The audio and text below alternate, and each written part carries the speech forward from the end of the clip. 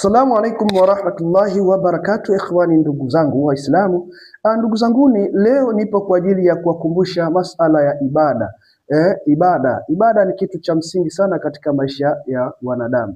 Ndugu zanguni, tunajisahau, lakini muda ni mchache mno. Sawa, Mwenyezi Mungu katika hadithi al-Qudsi anasema, ya ibn Adama, ewe mwanadamu, afanaituka umruka fi talabi dunya, umri wako unatoka katika kutafuta masala ya kidunia. Famata tatlubu ma tadkhulu bihi janna, ni lini utatafuta ambayo yatakayokuingiza katika pepo yake Allah subhanahu wa ta'ala.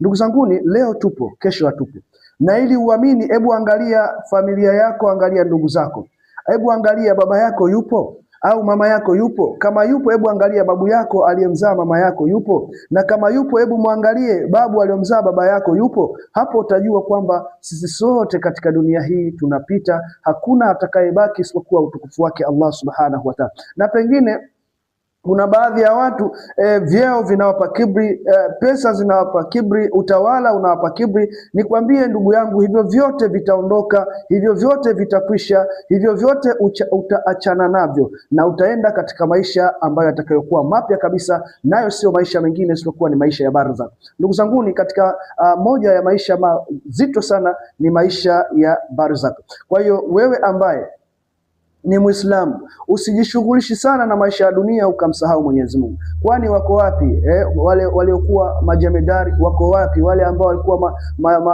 majabari? Wako wapi wale ambao waliokuwa wakijifanya wao ni wafalme? Lakini wako wapi? Wa aina al-abna'il muluk? Wako wapi hata wale watoto wa wafalme ambao walikuwa wakiishi juu ya mgongo huu wa ardhi? Lakini pia angalia, kuna bwana mmoja alijaliwa na Mwenyezi Mungu uwezo na Allah, alijaliwa uwezo na Allah subhanahu wa ta'ala, lakini sio uwezo pamoja na ufalme wa mali na nguvu kubwa katika ardhi ya Iraq. Huyu si mwingine, wengine wanamuita Namrudh, wengine humuita Namrudha, majina yani kwa vyovyote ambavyo wanavyomwita huyu bwana. Mwenyezi Mungu alimpa mali nyingi, akampa uwezo mkubwa, akawa na majeshi wa kutosha, mpaka ikafikia Namrudh akaanza kuwatangazia watu ya kwamba yeye ndiye Mungu na watu wamwabudu. Lakini Mungu bado kwa mapenzi yake alimpa wakati na alimpa muda wa kuishi. Siku moja Namrudhi